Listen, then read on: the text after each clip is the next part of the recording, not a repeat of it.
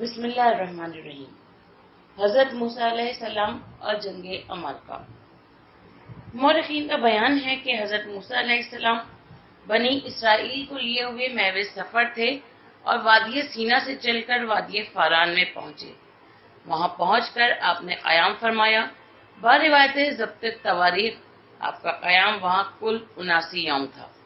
دوران قیام فاران میں پروردگار عالم کا حکم پہنچا کہ اے موسیٰ، اپنا لشکر درست کر کے ارض مقدس کو دست جبابرہ اور عمالقہ سے وہاں گزار کرانے کے لیے آگے بڑھو اور پوری جافشانی کے ساتھ کوشش کر کے اسے حاصل کر لو، کیونکہ میں نے اس کا فیصلہ کر لیا ہے کہ اسے حاصل کرا کے بنی اسرائیل کو اسی میں رکھوں گا۔ حضرت موسیٰ نے اسی مقصد کے لیے ازباط کی اولاد سے 12 افراد کو منتخب کر کے ان کو حکم دیا کہ تم لوگ جا کر بنی عمالیق اور بنی عناق کے حالات معلوم کرو اور صحیح رپورٹ پیش کرو تاکہ ہم ان سے مقابلے کا صحیح پروگرام بنا سکیں اور اپنے مقصد میں کامیاب ہو کر بارگاہ خداوندی میں سرخرو ہو سکے۔ حضرت موسیٰ کے حکم سے وہ 12 افراد جو منتخب کیے گئے تھے اور جن کو نقبۂ بنی اسرائیل کہا جاتا ہے، جناب یوشع بن نون اور جناب کالب بن یوحنا کی قیادت میں جانب جنوب روانہ ہو کر ارض مقدس میں پہنچے اور بامقام جبرون وارد ہوئے۔ حبرون وہ مقام ہے جس جگہ حضرت ابراہیم وغیرہ دفن ہیں۔ وہاں پہنچ کر انہوں نے باروایت ناسخ التواریخ اولاد عناق کو دیکھا، جن کے نام احیمانی، سنسائی، تلمائی تھے، اور یہ بھی دیکھا کہ یہ لوگ اوج بن عناق کی خدمت میں مشغول ہیں۔ ان لوگوں نے اس مقام سے انگور وغیرہ حاصل کیا تاکہ حضرت موسیٰ کو اس کی سرسبزی اور شادابی سے آگاہ کر سکیں۔ اس کے بعد وہ لوگ ایک دریا عبور کر کے کنعان تک پہنچے۔ وہاں دیکھا کہ اولاد عمالیق بن الیفاز بن ایس بن اسحاق بن ابراہیم علیہ السلام برسر اقتدار ہے، اور ان کی فوج کے لوگ بڑے لمبے چوڑے اور نہایت موٹے تازے ہیں۔ باروایت روضۃ الصفا جب نقبہ بنی اسرائیل دارالملک کے قریب پہنچے تو اوج بن عنق جو کہ ضخامت جثہ اور قوت بدن میں بہت ممتاز تھا، اور جو باروایت لغات الاحادیث وحید الزماں حیدرآبادی، وہ اتنا طویل تھا کہ سمندر سے مچھلی پکڑ کر آفتاب میں بھونتا اور کھاتا تھا۔ اس نے ان 12 نقیبوں کو جب دیکھا تو سمجھ گیا کہ بنی اسرائیل کے متعلق جو ہم سن رہے تھے کہ وہ ہم سے لڑنے والے ہیں، تو بے شک یہی لوگ ہوں گے جو ہم سے عزم جنگ کر کے آئے ہیں۔ یہی خیال کرتے ہوئے اس نے ان لوگوں کو، جن کے قد 10 گز لمبے اور 5 گز چوڑے تھے، اپنے ہاتھ سے پکڑ کر اپنی جیب یا آستین یا دامن میں رکھ کر بادشاہ کے پاس لے گیا اور اس کے سامنے ان کو چھوڑ کر کہا کہ یہ ہم سے لڑنے آئے ہیں، ان کی بساط بس اتنی ہے کہ میں انہیں جیب میں رکھ کر لایا ہوں۔ ایک روایت میں ہے کہ اس کی ماں نے جبکہ ان لوگوں کو اس حالت میں دیکھا کہ وہ جیب میں لائے گئے ہیں تو اس سے کہا، بیٹا کیوں ان بیچاروں کی جان لیتا ہے، انہیں چھوڑ دے۔ تبری میں ہے کہ اس کی بیوی نے چھوڑنے کی سفارش کی تھی، چنانچہ وہ وہاں سے چھوٹ کر باروایت ناسخ التواریخ 40 دن کے بعد حضرت موسیٰ کی خدمت میں پہنچے۔ ان لوگوں نے آپس میں مشورہ کر کے طے کیا تھا کہ عمالقہ کی جسامت جثہ اور اس کی بہادری کا ذکر عام بنی اسرائیل سے نہ کیا جائے، ورنہ سب ڈر جائیں گے اور ان سے لڑنے کے لیے کوئی بھی تیار نہ ہوگا۔ لیکن جب وہاں پہنچے اور حضرت موسیٰ کو حالات سے باخبر کر چکے تو یوشع بن نون اور کالب بن یوحنا کے علاوہ کوئی مذکورہ فیصلے پر قائم نہ رہا اور سب سے عمالقہ کی کیفیت بیان کر دی، جس کا نتیجہ یہ نکلا کہ بنی اسرائیل کے ہاتھ پاؤں صرف خبر سن کر پھول گئے اور وہ بالکل ہی ہمت ہار بیٹھے۔ جناب یوشع بن نون اور جناب کالب بن یوحنا انہیں ہر طرح سمجھاتے رہے اور وہاں کی سرسبزی وغیرہ کا حوالہ دیتے رہے، لیکن انہوں نے ایک نہ مانا۔ حضرت موسیٰ بھی ان کو سمجھانے میں مبالغہ کرتے رہے، لیکن سب بے سود ثابت ہوا۔ مطلب یہ ہے کہ موسیٰ، یوشع، کالب ان بنی اسرائیلیوں کو جنگ عمالقہ کے سلسلے میں سب اسباق دکھاتے رہے اور وہ لوگ ٹکا سا جواب دیتے رہے۔ آخر الامر کہہ دیا کہ اے موسیٰ، اگر تم ان پر حکومت کرنا چاہتے ہو اور ان کے بلاد کو اپنے تصرف میں لانے کے خواہش مند ہو تو تم اپنے خدا کو ساتھ لے جا کر ان سے لڑو، ہم یہیں بیٹھے رہیں گے۔ یہ سن کر حضرت موسیٰ سجدے میں گئے اور فریاد کرنے لگے کہ خدایا، ہم ان نافرمانوں سے عاجز آ گئے ہیں، اب ہم دونوں کو ان سے جدا کر دیں۔ خدا نے عذاب کا حوالہ دیا۔ موسیٰ نے درخواست کی کہ مالک عذاب نہ بھیج۔ ارشاد ہوا، جاؤ موسیٰ، تمہارے کہنے سے عذاب نازل نہ کروں گا، لیکن انہیں اس جنگل میں سرگرداں رکھوں گا۔ مقصد یہ ہے کہ بنی اسرائیل مصر واپس جانا چاہتے تھے اور عمالقہ سے جنگ کر کے شام جانا نہیں چاہتے تھے۔ اب ان کی سرگردانی کا یہ عالم ہوا کہ 12 فرسخ یا باروایت 4، 5 یا 6 فرسخ میں 40 سال چکر لگاتے رہے۔ صبح کو چلتے تھے، شام کو اسی روانگی کی جگہ واپس پہنچ جاتے تھے اور صبح کو منزل اول پر موجود ہوتے تھے۔ مختصر یہ کہ بنی اسرائیل جنگی عمالقہ کے لیے نہ گئے اور حضرت موسیٰ اور حضرت ہارون اور یوشع بن نون اور کالب جنگ کی طرف متوجہ ہوئے اور جنگ کی۔ حضرت موسیٰ نے اوج بن انق کو قتل کر دیا۔ تواریخ میں ہے کہ حضرت موسیٰ کا قد 10 گز لمبا تھا، آپ کا عصا بھی 10 گز کا تھا۔ آپ اس عصا پر ٹیک دے کر 10 گز بلند ہوئے اور اوج پر حملہ کیا تو آپ کا عصا اس کے ٹخنے پر لگا اور وہ زخمی ہو کر گر گیا۔ ایک روایت میں ہے کہ آپ کا قد 40 گز لمبا تھا اور آپ کا عصا بھی 40 گز کا تھا۔ تبری میں ہے کہ اس کی لاش زمین پر پڑی رہی اور 40 سال کے بعد جب شام وغیرہ فتح ہو چکا اور تہیہ میں سرگردانی کی مدت ختم ہوئی تو اس کی ہڈی کو دریائے نیل پر پل بنانے کے لیے لایا گیا اور عرصہ دراز تک اس کا پل بنا رہا۔ اوج بن اوف کے وجود کی بحث۔ اسے اوج بن انق اور اوج بن اناق بھی کہتے ہیں۔ بعض مورخین نے اس کے وجود سے انکار کیا ہے، لیکن میں نے اسی کتاب کی گزشتہ صفحات میں اناق کے وجود کو تسلیم کرتے ہوئے لکھا ہے کہ اناق حضرت آدم کی لڑکی تھی جو اس عہد میں پیدا ہوئی تھی جب حضرت آدم جنت سے زمین پر آئے تھے اور ان کا قد بہت طویل تھا۔ یہ لڑکی حضرت آدم کے اسی عہد کی یادگار تھی جس عہد میں وہ بہت طویل القامت تھے۔ اسی طرح اناق کے خاوند کا بھی تذکرہ ہے، لیکن اس وقت تک قاموس اور منطق العرب میری نظر سے نہیں گزری تھی۔ ان کتابوں کی عبارت سے استنباط کرنے پر یہ نتیجہ برآمد ہوا ہے کہ اس کے خاوند کا نام اوق تھا۔ اب رہ گیا کہ یہ اوق کہاں سے آیا۔ اس کے متعلق میرا تاریخی استنباط یہ کہتا ہے کہ بنی جن میں سے تھا، اور اس کا امکان بھی ہے کیونکہ قابیل کے لیے جنیہ اور شیس و یافس کے لیے حوریہ کا آنا مسلمات ہے جیسا کہ مذکور ہوا ہے، تو اناق کے لیے بھی بنی جن میں سے ہونا بعید قیاس نہیں ہے کیونکہ دیو پیکر عورت کا خاوند دیو ہی ہو سکتا ہے۔ حیات الحیوان جلد اول صفحہ 203 میں ہے کہ جنوں کی ایک قسم انسانوں جیسی ہوتی ہے۔ اناق کے متعلق حضرت امیر المومنین علیہ السلام کا ارشاد ہے کہ سب سے پہلے جس نے خدا سے بغاوت کی وہ اناق بنت آدم تھی۔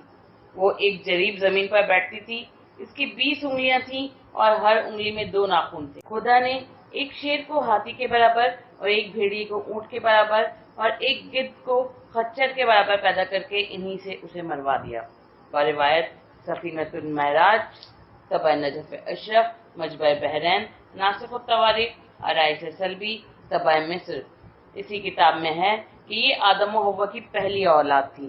یہی کچھ تاریخ خمیس میں بھی ہے۔ اب رہ گیا اوج کے وجود اور اس کے طویل قامت اور جنگ عمالقہ میں حضرت موسیٰ سے لڑنا اور انہی کے ہاتھوں قتل ہونے کا مسئلہ۔ تو ان کے امور کے متعلق مورخین اسلام نے جو کچھ لکھا ہے اس کا خلاصہ یہ ہے۔ تاریخ تبری فارسی جلد دوم صفحہ 166 میں ہے کہ اوج بہت طویل القامت تھا۔ اس نے جنگ عمالقہ میں حضرت موسیٰ کے بھیجے ہوئے نقیبوں کو، جن کی تعداد 12 تھی، ہاتھ سے پکڑ کر اپنے موزے میں رکھ لیا تھا، پھر انہیں اپنی بیوی کی سفارش سے چھوڑ دیا تھا۔ رائے سے مجالس امام سلبی مصر میں ہے کہ اوج کا قد 23,333 ہاتھ لمبا تھا۔ وہ ابر سے پانی نچوڑ کر پیتا تھا، کیر دریا سے مچھلی نکال کر آفتاب سے بھون کر کھاتا تھا۔ طوفان نوح میں اس کے گھٹنوں تک پانی تھا۔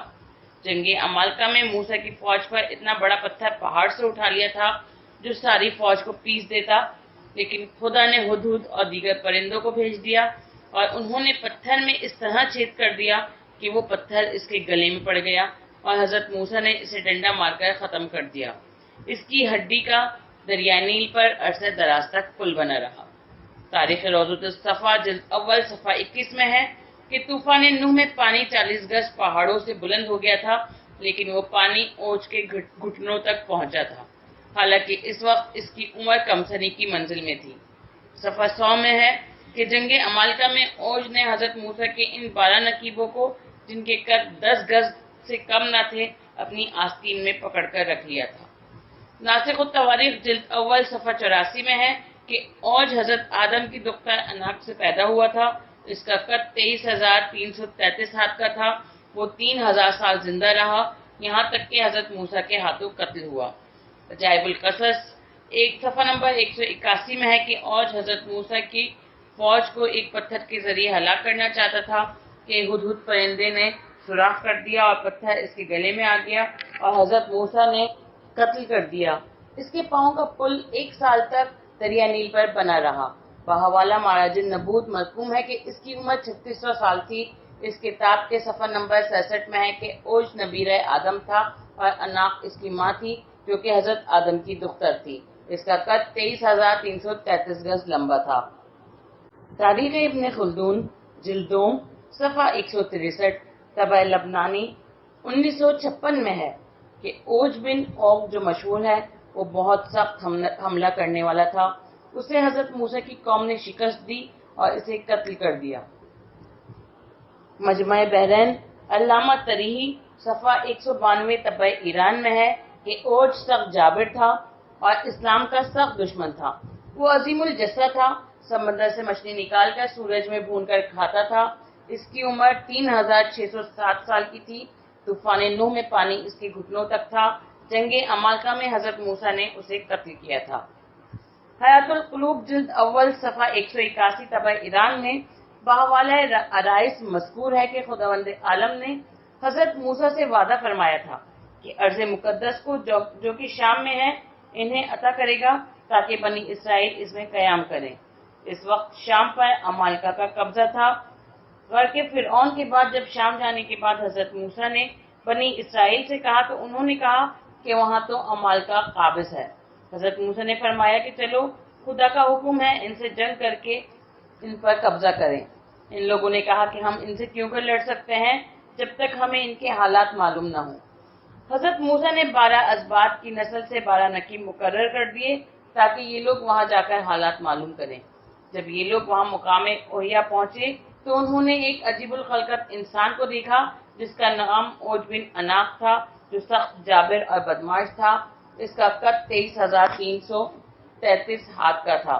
وہ ایسا تھا کہ سمندر کی تہہ سے مچھلی پکڑ کر آسمان کے قریب سورج سے بھون کر کھاتا تھا۔ طوفان نوح کے وقت پانی اس کے زانوں تک پہنچا تھا۔ اس کی عمر 3,000 سال کی تھی۔ اس کی ماں اناق حضرت آدم کی دختر تھی۔ جب اوج بن اناق نے ان لوگوں کو باب اریحہ شام کے قریب دیکھا تو انہیں گردن سے پکڑ کر اپنے دامن میں رکھ لیا اور لے جا کر اپنی بیوی کے سامنے چھوڑ دیا اور چاہا کہ انہیں پاؤں سے مسل دے۔ تو اس کی بیوی نے کہا کہ ان غریبوں کو مار کر تجھے کیا ملے گا، انہیں چھوڑ دے تاکہ یہ لوگ جا کر اپنوں سے تیری طاقت کا اظہار کریں اور کوئی تجھ سے لڑنے کے لیے نہ آ سکے۔ اس نے یہ بات مان لی اور انہیں چھوڑ دیا۔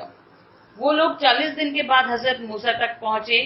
ان لوگوں نے راستے میں مشورہ کر کے یہ بات طے کر لی تھی کہ کوئی بھی یہاں کے حالات قوم والوں کو نہ بتائے، ورنہ لوگ ڈر جائیں گے اور کوئی بھی جنگ کے لیے نہ نکلے گا۔ صحیح حالات موسیٰ و ہارون کو بتائے جائیں، لیکن یوشع بن نون اور کالب بن یوحنا کے علاوہ سب نے اپنے گروہ سے صحیح حالات بتا دیے، جس کا نتیجہ یہ ہوا کہ سب ہمت ہار بیٹھے اور حضرت موسیٰ کے ہمراہ ان سے لڑنے کے لیے کوئی بھی نہ نکلا۔ بالآخر حضرت موسیٰ علیہ السلام اپنے خواص کو لے کر ان سے نبرد آزما ہوئے۔ اوج نے جب ان لوگوں کو دیکھا تو کوفے سے جا کر ایک بہت بڑا پتھر اٹھا لایا اور چاہا کہ حضرت موسیٰ کے لشکر پر دے مارے اور سب ہلاک ہو جائیں۔ خداوند عالم نے اس کے رد عمل میں ہدہد کو معین کیا اور اس نے پتھر میں سوراخ کر دیا اور وہ پتھر اوج کے گلے میں پڑ گیا اور وہ بے بس ہو گیا۔ اسی دوران میں حضرت موسیٰ نے نہایت پھرتی کے ساتھ اپنے عصا پر اچھل کر اس کے ایک ڈنڈا مارا جو اس کے ٹخنے پر لگا اور وہ گر پڑا اور موت کے گھاٹ اتر گیا۔ روایات میں ہے کہ اس کی عمر 3,600 سال تھی۔ عہد آدم میں پیدا ہوا اور عہد موسیٰ میں فوت ہوا۔ اسی طرح کی روایت غیاث اللغات، منتخب اللغات، معراج النبوت، تفسیر حسینی، معلم تنزیل، لوامع تنزیل، تفسیر مجموع البیان، دلیل عرفان کا ساسر رواندی، النور مبین فی قصص الانبیاء، تاریخ اسلام مسٹر ذاکر حسین، ان سب میں بھی درج ہے۔ علامہ حافظ فرمان علی اپنے ترجمہ قرآن کے 173 کے حاشیہ نمبر 1 پر لکھتے ہیں کہ جب فرعون ڈوب مرا اور بنی اسرائیل کو مصر کی سلطنت ملی تو حکم ہوا کہ ارض مقدس میں قوم عمالقہ سے لڑو، تو تم کو ایسے 1000 شہر مل جائیں گے جو ایک میں ایک 1000 باغات ہوں گے۔ غرض حضرت موسیٰ نے 12 قبیلوں میں سے ہر قبیلے کے ایک شخص کو سردار بنا کر کوچ کیا۔ وہ 12 سردار عمالقہ کی تلاش میں جا رہے تھے کہ ان میں سے ایک شخص کو اوج بن اوق سے ملاقات ہوئی، جس کا 3300 گز کا قد تھا اور بعض روایتیں 3,33,023 گز کا، اور ابر سے بھی اس کا سر اور سینہ باہر نکلا رہتا، ابر سے پانی نچوڑ کر استعمال کرتا، سمندر سے مچھلی نکال کر آفتاب سے بھون لیتا، طوفان نوح کا پانی جو پہاڑوں سے بھی 400 گز اونچا تھا اس کی پنڈلی تک آیا تھا، اور اس کی عمر 3000 برس تھی۔ غرض جب اس نے ان لوگوں کو دیکھا تو باوجود یہ کہ یہ لوگ بھی 40 گز کے تھے، بغیر ان کی پستی قد پر اس کو سخت تعجب ہوا، اور اس نے ان لوگوں کو اپنے دامن میں رکھ کر کمر میں باندھ لیا اور اپنی ماں کے پاس لا ڈالا جس کا نام اوق تھا، اور اس کی ایک ایک انگلی 30 گز کی تھی، اور کہنے لگا کہ دیکھو یہ لوگ ہم سے لڑنے آئے ہیں۔ اس کی ماں نے کہا ان کو مارو نہیں بلکہ چھوڑ دو کہ ہمارا حال اپنے لشکر سے بیان کریں اور الٹے پاؤں پھر جائیں۔ جب یہ لوگ باغ میں گئے تو ایک ایک انار اتنا بڑا دیکھا کہ اس کے چھلکے میں 5 آدمی سما سکیں۔ اور خلاصہ یہ کہ یہ لوگ حضرت موسیٰ کے پاس آئے اور سارا قصہ چپکے سے بیان کر دیا۔ حضرت موسیٰ نے ان بنی اسرائیل کو لڑنے کی ترغیب دی اور لشکر لے کر پہنچ گئے۔ جب اوج نے سنا تو پہاڑ کا ایک ٹکڑا اپنے سر پر لے کر سارے لشکر کو تباہ کرنے کے ارادے سے چلا۔ خدا کی شان کہ ایک جانور نے ہیرے کے ٹکڑے سے پتھر میں سوراخ کر دیا کہ وہ پتھر اس کے گلے کا توق ہو گرا اور کسی طرح نکل نہ سکا۔ حضرت موسیٰ یہ دیکھ کر خوشی میں بڑھے اور اچھل کر ایک عصا مارا، اور باوجود یہ کہ حضرت موسیٰ خود 40 گز کے تھے، 40 گز کا عصا تھا اور 40 گز اچھلے اس پر بھی اس کے ٹخنے تک پہنچے۔ غرض وہ گرا اور بنی اسرائیل نے تلواروں سے ٹکڑے ٹکڑے کر ڈالا۔ اس کے بعد حضرت موسیٰ نے ہر چند ہمت دلائی، مگر بنی اسرائیل کی بزدلی نے آگے نہ بڑھنے دیا اور اپنے ملک کو واپس آئے۔ ایک روایت میں ہے کہ 3000 برس تک دریائے نیل پر اس کے پاؤں کی ہڈی کا پل بنا رہا۔ واللہ عالم۔ واضح ہو کہ حضرت علامہ مجلسی نے اوج کے واقعے کے متعلق تحریر فرمایا ہے کہ اوج کے متعلق ہماری کتابوں میں جو کچھ لکھا گیا ہے وہ روایت عامہ کی بنا پر ہے۔ میرے نزدیک اوج کے واقعے کو تاریخی تواتر حاصل ہے، بنا بنی اسے تسلیم کرنے میں کوئی حرج نہیں معلوم ہوتا، یعنی اس کا احتمال تو ہے کہ اس کے بعض پہلوؤں میں مبالغے سے کام لیا گیا ہے، لیکن واقعہ درست ہے کیونکہ ایسی مخلوق کا ناقہ صالح کی مانند پیدا ہونا بعیدست امکان نہیں ہے۔ مورخین کا بیان ہے کہ اوج بن اوق کے قتل کرنے کے بعد حضرت موسیٰ بنی اسرائیل میں واپس پہنچے اور ان سے کہا کہ دیکھو خدا کی مدد سے میں نے ایک شخص کو قتل کر ڈالا ہے جس سے بڑا اور بہادر زمین پر کوئی نہ تھا، اور سنو اگر میں چاہتا تو سارے ملک کو فتح کر لیتا، لیکن میں یہ نہیں چاہتا کہ تمہارے بغیر ملک فتح کر کے اس میں چلا جاؤں اور تم یہیں پڑے رہو۔ میں تم سے پھر کہتا ہوں کہ تم دل مضبوط کرو اور میرے ساتھ چل کر جنگ کرو، کیونکہ خدا نے صاف حکم دے دیا ہے کہ یہ جنگ تم لوگوں کو ضرور لڑنی ہے۔ اگر تم اس میں کوتاہی کرو گے تو خدا کی ناراضگی کا سبب ہوگا۔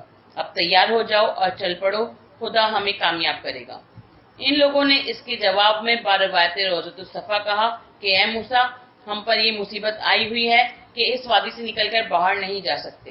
ایک روایت میں ہے کہ حضرت موسیٰ کے جنگ پر چلے جانے کے بعد ان لوگوں نے مصر بھاگ جانے کا عزم کیا تھا، اور جب روانہ ہوئے تھے تو رات بھر چلنے کے بعد پھر اسی مقام پر آ گئے تھے جس مقام سے چلے تھے۔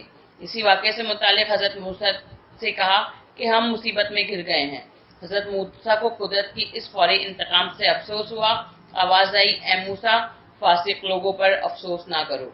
بہرحال حضرت موسیٰ ان لوگوں کو جنگ پر آمادہ کرتے رہے مگر وہ کسی طرح تیار نہ ہوتے تھے۔ آخر امر تیار ہو گئے اور حضرت موسیٰ سب کو لے کر جنگ عمالقہ کے لیے روانہ ہوئے۔ بعض روایت ناسخ التواریخ جلد اول صفحہ 204۔ حضرت موسیٰ بڑھتے چلے گئے یہاں تک کہ بامقام اموریان جا پہنچے۔ وہاں کا بادشاہ سیوہ بن اوج بن اناق نے مزاحمت کی اور دونوں میں جنگ ہوئی۔ بالآخر سیہون قتل ہوا۔ لشکر موسیٰ آگے بڑھ کر مقام مواب میں جا پہنچا جو کہ دیرین کی ایک جانب حوالی اریحا میں واقع ہے۔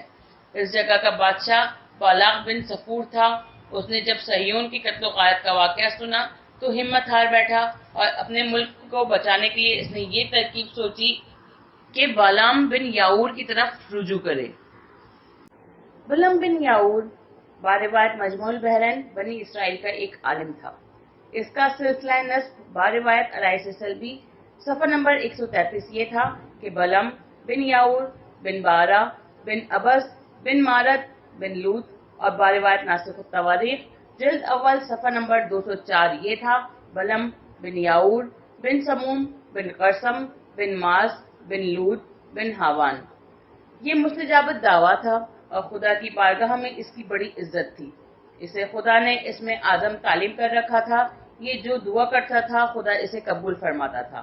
ملاحظہ ہو تاریخ ابن خلدون جلد دوم صفحہ 165 طبع لبنان سن 1956۔ کتاب سفینۃ الجارج جلد اول صفحہ 103 میں ہے کہ اس نے فرعون کے کہنے سے اس وقت جبکہ وہ حضرت موسیٰ کا پیچھا کر رہا تھا حضرت موسیٰ کے خلاف دعا کرنے کی صحیح کی تھی اور ناکام ہوا تھا۔ یہ اگرچہ بنی اسرائیل میں سے تھا لیکن دولت میں بک گیا تھا۔ الغرض بالاق بن صفور نے اس وقت جبکہ بنی اسرائیل نے ان کے علاقے میں ایک مقام پر خیمے لگائے تو اس نے ارکان دولت کو جمع کر کے ان سے مشورہ کیا کہ مجھے اب کیا کرنا چاہیے۔ ان لوگوں نے رائے دی کہ بلم بن باور سے کہنا چاہیے کہ وہ بنی اسرائیل کے خلاف بددعا کرے تاکہ یہ ہمارے مقابلے میں کامیاب نہ ہو سکے۔ چنانچہ بالق بن صفورہ نے بامقام فسور بلام کے پاس چند آدمی بھیجے اور اس سے بنی اسرائیل کے حق میں بددعا کرنے کی خواہش کی۔ جب مواب کے رؤسا بلم کے پاس پہنچے اور اس سے استدعا کی تو اس نے کہا کہ آپ لوگ آج ہمارے مہمان ہیں، ہم خداوند عالم سے اس کے متعلق اجازت حاصل کریں گے۔ بلم بن باور نے باوقت شب بارگاہ خداوندی میں بنی اسرائیل پر بددعا کے لیے درخواست کی۔ الہام ہوا کہ تم بنی مواب کا ساتھ نہ دو اور بنی اسرائیل کے خلاف بددعا نہ کرو کیونکہ بنی اسرائیل کی قیادت ایک نبی کر رہا ہے اور ہم اس سے بہت خوش ہیں۔ بلم نے صبح کے وقت ان لوگوں سے کہہ دیا کہ میں بددعا نہیں کر سکتا، مجھے خدا کی طرف سے اجازت نہیں ملی۔ وہ لوگ بالق بن صفورہ کے پاس واپس چلے گئے اور اس سے سارا واقعہ بیان کیا۔ اس نے پھر اور زیادہ معزز لوگوں کو بلعام کے پاس بھیجا اور تحفے تحائف بھی بہت کثیر بھیج دیے۔ بلم بن باور پھر انکار کرنا چاہتا تھا کہ اس کی بیوی آڑے آئی اور اس نے اسے مجبور کیا کہ معززین کی بات مان لے۔ اس سلسلے میں شیطان نے بھی اس کی حمایت کی اور اسے مجبور ہو جانا پڑا۔ بالآخر وہ بالق بن صفورہ بادشاہ وقت کے پاس جانے کو تیار ہو گیا اور فانی دنیا کے عوض میں دین کو فروخت کر بیٹھا۔ بلم بن باور نے اپنے 2 خادموں کو لے کر عمرہ مواب کے ساتھ جانے کا فیصلہ کر لیا، یہاں تک کہ اس نے اپنا گدھا منگوا کر اس پر سواری کر لی، یعنی اس پر سوار ہو کر روانہ ہو گیا۔ جب وہ اپنے گاؤں فطور سے نکل کر باہر پہنچا تو ایک فرشتہ ننگی تلوار لیے ہوئے گدھے کے سامنے ظاہر ہوا۔ گدھا اسے دیکھ کر دوسرے راستے پر چل پڑا۔ بلعام کو سخت غصہ آیا اور اس نے گدھے کو کوڑے لگائے اور اسے راہ راست پر لایا۔ وہ ابھی چند قدم ہی چلا تھا کہ پھر فرشتہ بصورت سابق ظاہر ہوا جیسے صرف گدھا دیکھ سکتا تھا۔ وہ پھر راہ سے مڑ گیا۔ بلعام نے پھر کوڑے مارے اور وہ راستے پہ چل پڑا۔ چند قدم کے بعد پھر فرشتہ ظاہر ہوا اور گدھا راستے سے پھر گیا۔ بلعام نے پھر اسے بہت زیادہ مارا تو وہ بقدرت خدا گویا ہوا کہ اے مالک میں تیرے پاس عرصے سے ہوں، پتہ میں نے کبھی سرکشی کی ہے؟ اس نے کہا نہیں۔ گدھے نے کہا کہ میرے سامنے ایک فرشتہ شمشیر بکف آتا ہے اور میں مجبور ہو جاتا ہوں۔ یہ باتیں ہو رہی تھی کہ فرشتہ بلعام پر ظاہر ہو گیا، کہنے لگا کہ دیکھ تو سخت نافرمانی پر تل گیا ہے، میں تجھے کہتا ہوں کہ ایسا نہ کر اور بالق بن صفورہ کے پاس نہ جا۔ بلعام بن باور نے فرشتے کے کہنے پر کان نہ دھرا اور عمرہ مواب کے ہمراہ روانہ ہو گیا۔ جب باق بن صفورہ کو اس کے آنے کی اطلاع ملی تو وہ لشکر سمیت اس کے استقبال کو نکلا اور بڑی عزت اور بڑے احترام کے ساتھ اسے اپنے یہاں لایا اور اسے کوہ بائل کے معبد میں ٹھہرایا۔ اس کے بعد اس نے کہا کہ تم بنی اسرائیل کے لیے بددعا کرو۔ بلعام نے کہا کہ 7 مذبح خالی کرا دے اور 7 گوسالے منگوا دے۔ چنانچہ اس نے انتظام کر لیا۔ بلعام نے قربانی پیش کرنے کے بعد خدا سے اجازت چاہی حکم ہوا کہ ایسا مت کرنا، کیونکہ نبی یعقوب میری نگاہ میں ممتاز ہیں اور میں ان کی بہت عزت کرتا ہوں۔ بلعم نے صورتحال سے بالغ بن صفورہ کو آگاہ کر دیا۔ اس نے کہا اب ہم تم کو دوسری جگہ لے چلتے ہیں، تم وہاں سے بد دعا کر دو۔ چنانچہ اسے مقام صفیم میں لے گئے اور اس کے لیے مذبح اور گوسالے کا حسب سابق انتظام کر دیا۔ بلعم نے پھر اجازت چاہی، پھر وہی جواب ملا۔ جب اس نے بالغ بن صفورہ سے بیان کیا تو اس نے بلعم کا ہاتھ پکڑا اور مقام سیمون کے بالائی حصے میں لے گیا اور قربانی وغیرہ کا بندوبست کر دیا۔ اس نے پھر اجازت چاہی، جواب وہی ملا جو پہلے مل چکا تھا۔ بلعم نے بالغ سے کہا کہ نفرین و بد دعا کی کوئی صورت نہیں ہے اور نہ اس کا کوئی اثر پڑ سکتا ہے۔ بالغ بن صفورہ نے کہا عجیب بات ہے کہ تجھ کو نہ مروت ہے اور نہ اس کا خیال ہے کہ ہمارا ملک تباہ ہو رہا ہے اور نہ اس بات کا دھیان ہے کہ ہم نے تحفے تحائف بھیجے ہیں، شاندار استقبال کیا ہے، تو بنی اسرائیل کی حمایت میں لگا ہوا ہے۔ بلعم بن عبور نے کہا کہ بد دعا تو بے سود ہے، لیکن میں تجھے ایک ایسی ترکیب بتا دیتا ہوں کہ تو اس پر عمل کرے تو 100% کامیابی ہوگی۔ اس نے پوچھا وہ کیا ہے؟ بلعم بن بعور نے کہا کہ تو اپنی مملکت کی تمام حسین و جمیل لڑکیوں اور عورتوں کو جمع کر کے بنی اسرائیل کے لشکر میں بھیج دے اور انہیں ہدایت کر دے کہ وہ ان لوگوں کو زناکاری میں مبتلا کر لیں۔ یہ ظاہر ہے کہ فوج کے لوگ جب حسین عورتوں کو پائیں گے تو زنا ضرور کریں گے اور جب اس کام میں مبتلا ہوں گے تو خدا عذاب نازل کرے گا اور تیرا کام بن جائے گا۔ بالغ بن صفورہ نے بلعم بن بعور کی رائے کو پسند کیا اور حسین و جمیل عورتوں اور لڑکیوں کو بنی اسرائیل کی فوج کے خیموں میں بھیج دیا۔ ان عورتوں کو دیکھتے ہی بہت سے افراد زناکاری میں مبتلا ہو گئے۔ روایت سلبی اس سلسلے میں ایک عورت جو نہایت حسین تھی، جس کا نام کبشہ بنت سوریہ تھا، بنی اسرائیل کے ایک امیر کبیر کے پاس سے گزری جس کا نام زمری بن سلوم تھا، جو کہ سمون بن یعقوب بن اسحاق کی اسباط میں سے تھا۔ جب اس کی نظر اس عورت پر پڑی تو اس نے کمال فریفتگی کی حالت میں اس کا ہاتھ پکڑ لیا اور اسے لیے ہوئے حضرت موسیٰ کے پاس گیا اور ان سے کہا کہ آپ تو یہ ضرور کہیں گے کہ یہ عورت حرام ہے۔ حضرت موسیٰ نے فرمایا کہ بے شک یہ تمہارے لیے حرام ہے۔ اس پر اس نے کہا خدا کی قسم میں اس کے بارے میں آپ کی اطاعت نہ کروں گا۔ اس عظیم جسارت پر نیز لوگوں کی زناکاری پر طاعون پھوٹ پڑا، نیز حکم خدا سے زناکار برسر عام قتل کیے گئے۔ ارائی سے سلبی میں ہے کہ زمری بن سلوم کے مشغول بزنا ہوتے ہی حضرت موسیٰ کا ایک خاص مصاحب جس کا نام فیخاز بن ہروار بن ہارون تھا، جو کہیں باہر گیا ہوا تھا، واپس آ گیا۔ اسے جب اس کی حرکت اور حضرت موسیٰ سے اس کی بے ادبی کی خبر ہوئی اور اس نے طاعون کا طوفان دیکھا تو اپنا نیزہ لیے ہوئے زمری کے خیمے میں چلا گیا اور ٹھیک اسی حالت میں جبکہ وہ مشغول بازنا تھا، ان دونوں کو نیزے میں چھید کر اٹھا لیا اور لے کر باہر چلا آیا اور بلند آواز میں کہا خدایا میں اس کے ساتھ ایسا ہی برتاؤ کروں گا جو تیری معصیت کرے گا۔ خداوند عالم اس کے اس عمل سے خوش ہوا اور اس نے فوراً طاعون روک دیا۔ ناسخ التواریخ میں ہے کہ خدا نے حضرت موسیٰ سے فرمایا کہ میں نے فیخاز کی اس خدمت کے عوض میں منصب خلافت اس کی نسل میں قائم کر دیا اور تم بھی اسے خلیفہ بنا دو۔ معروج الذہب مسعودی جلد اول صفحہ نمبر 24 میں ہے کہ اس طاعون میں 70,000 بنی اسرائیل فوت ہوئے تھے۔ الغرض جب اس ہنگامے سے سکون حاصل ہوا تو حضرت موسیٰ نے اپنی فوج سے 12,000 بہادروں کو منتخب کر کے فیخاز بن ہروار کی زیر قیادت جنگ کے لیے حکم دے دیا۔ چنانچہ وہ ان بہادروں کو لیے ہوئے اہل مواب پر حملہ آور ہوئے اور اس نے ان کے 5 زاوید اور سرداروں کو قتل کر ڈالا، جن کے نام یہ ہیں آوی، رقم، سور، ہور، رافع۔ ان کے قتل ہوتے ہی ملک میں افراتفری پیدا ہو گئی، سب ادھر ادھر بھاگنے لگے۔ آخر الامر بلعم بن بعور جس کی زبان خراب حرکتوں کی وجہ سے کتے کی مانند نکلی ہوئی تھی اور اس میں اعظم اس کی زبان سے جا چکا تھا، وہ بھی سامنے آیا اور قتل کر ڈالا۔ ان لوگوں نے آگ لگائی، لوٹ مار کی، مال غنیمت حاصل کیا۔ روایت ناسخ التواریخ ان عورتوں کو جو لشکر موسیٰ میں تباہی ڈالنے والی تھیں اور زنا کی مرتکب ہوئی تھیں ان کو قتل کر ڈالا گیا اور جو باقرہ تھیں انہیں باقی رکھا گیا۔ تاریخ ابن خلدون جلد دوم صفحہ 163 طبع لبنان سن 1956 میں بسلسلہ جنگ عمال کا مذکور ہے کہ حضرت موسیٰ کے لشکر نے ان لوگوں کو شکست دی، ان کی زمینوں پر قبضہ کیا اور اریحا تک زمین اردن کے مالک بن گئے۔ قارون، اس کی سرکشی اور اس کا انجام۔ قارون اجمی لفظ ہے، اسے عبرانی زبان میں بعض روایت ناسخ التواریخ فورو اور بعض روایت روضۃ الصفا فاروق کہتے ہیں۔ اس کا سلسلہ نسب یہ ہے: قارون بن یسحار بن قہاس بن لیوی بن یعقوب علیہ السلام۔ یہ حضرت موسیٰ کا چچزاد بھائی تھا، نہایت حسین اور خوبصورت تھا، اسی بنا پر اس کا لقب منور تھا۔ بنی اسرائیل میں اس کی عزت بہت زیادہ تھی، لوگ اسے موسیٰ اور ہارون کے بعد سب سے بہتر جانتے تھے۔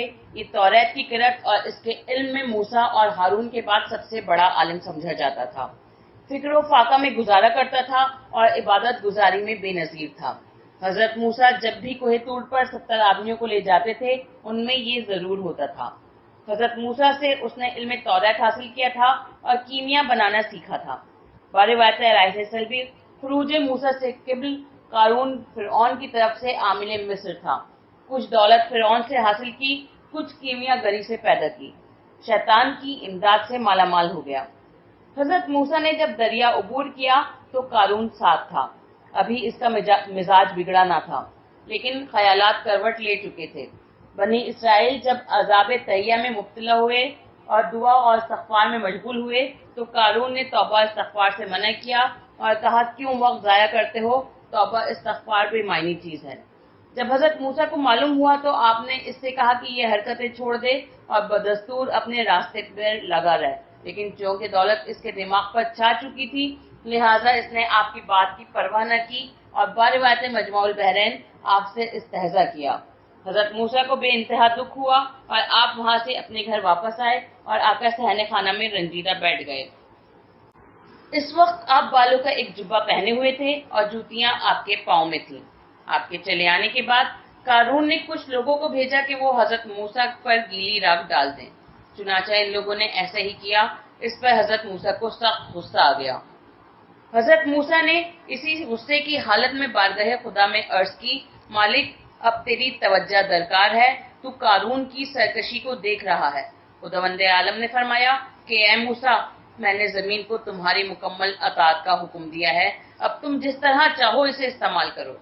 ناسخ التواریخ اور ارائس سلبی میں ہے کہ جب قارون بہت زیادہ دولت مند ہو گیا تو اس کا دماغ انسانیت سے باغی ہو گیا اور وہ جباروں اور سرکشوں کی راہ پر چل پڑا اور انتہائی سرکش ہو گیا، اور اس نے یہ کوشش کی کہ تمام بنی اسرائیل اس کے تحت اطاعت آ جائیں۔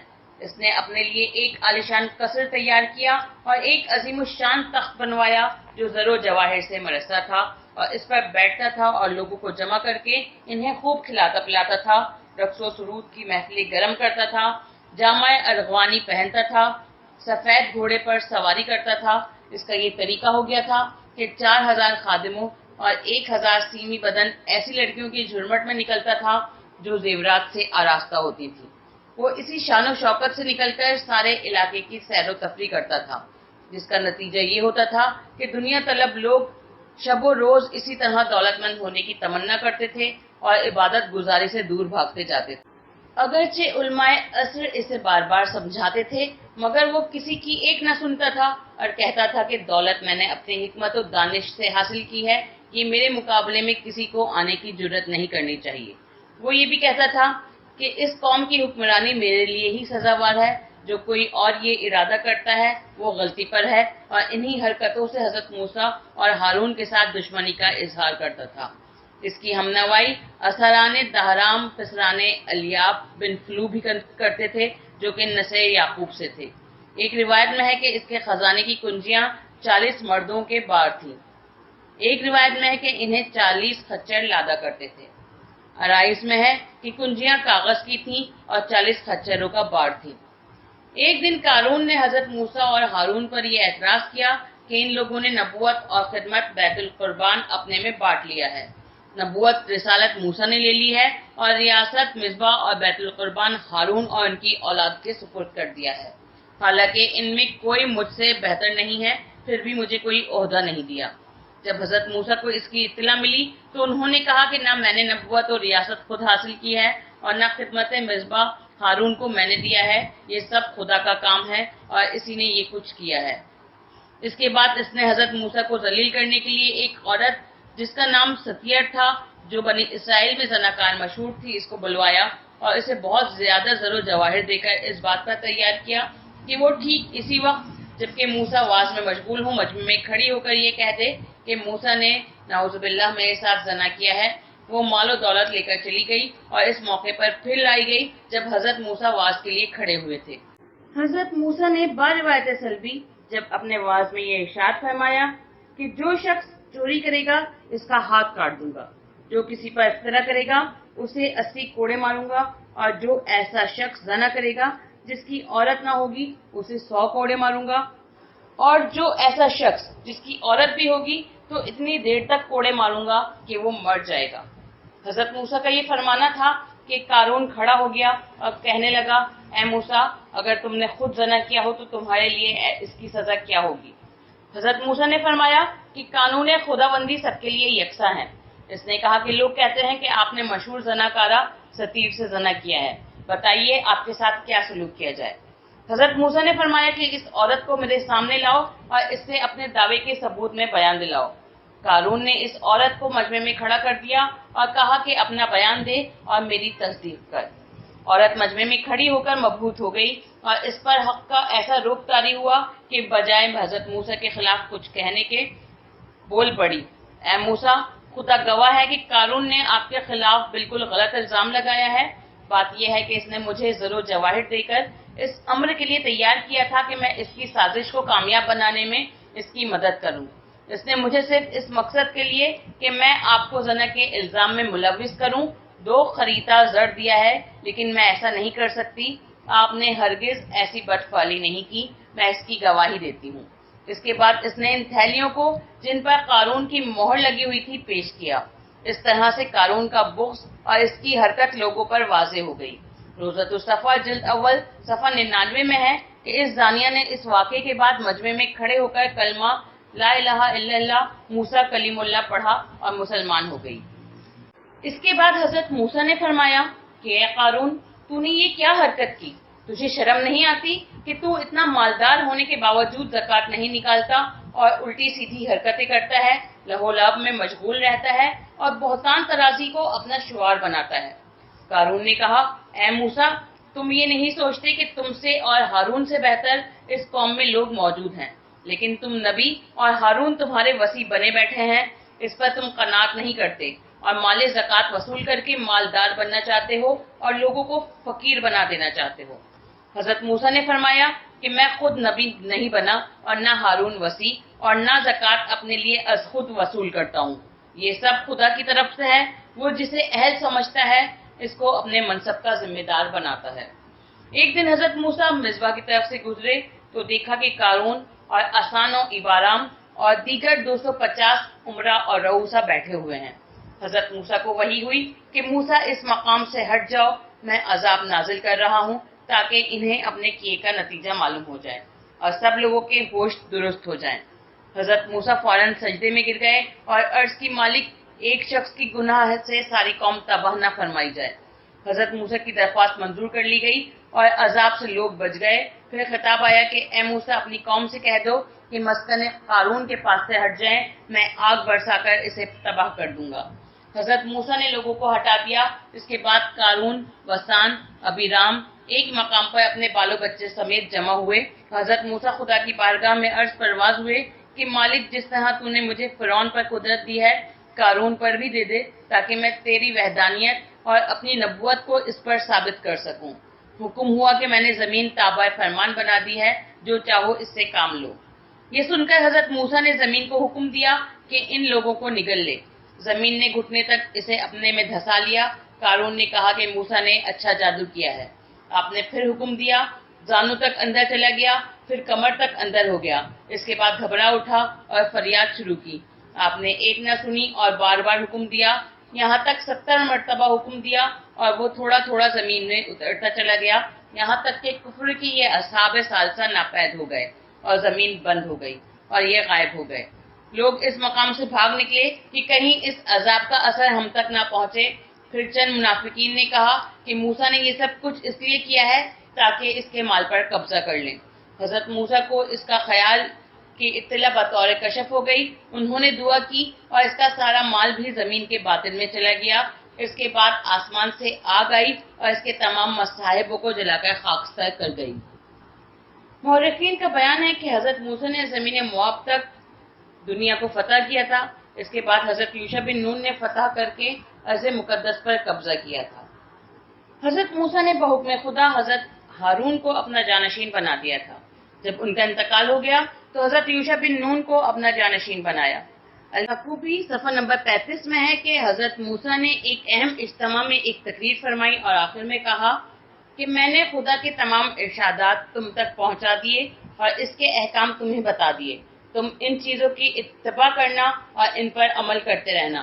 اب میری عمر 120 سال کی ہو چکی ہے اور میری وفات کا وقت آ چکا ہے. اور سنو، یہ یوشع بن نون ہیں جو تم پر میرے بعد حاکم ہوں گے. ان کی بات کان دھر کے سننا اور ان کی دل و جان سے اطاعت کرنا. یہ تم میں حق کے ساتھ فیصلہ کریں گے. سنو، وہ شخص ملعون ہوگا جو ان کی مخالفت کرے گا اور ان کی نافرمانی کرے گا. ناسخ التواریخ جلد اول صفحہ 208 میں ہے کہ حضرت موسیٰ نے بنی اسرائیل کے ایک عظیم اجتماع سے خطاب کیا اور انہیں احکام توریت سے آگاہی بخشی. یہ واقعہ ہے مصر سے نکلنے کے 40ویں سال کے 11ویں مہینے کی پہلی تاریخ کا.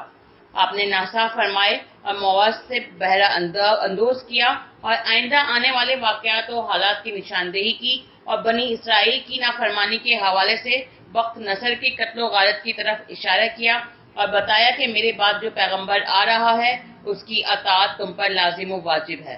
اگر تم اس کی اطاعت نہ کرو گے تو میں تم سے آئندہ محاسبہ نہ کروں گا. پھر آپ نے ایک نوشتہ لکھ کر بنی لیوی کے مشائخ کے سپرد کر دیا.